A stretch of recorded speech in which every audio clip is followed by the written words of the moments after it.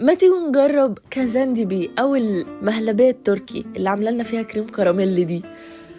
يلا نبدا الفيديو، بس يا ريت قبل ما نبدا الفيديو يا ريت نعمل لايك للفيديو ونعمل فولو البيج لو اول مره تشوفوني.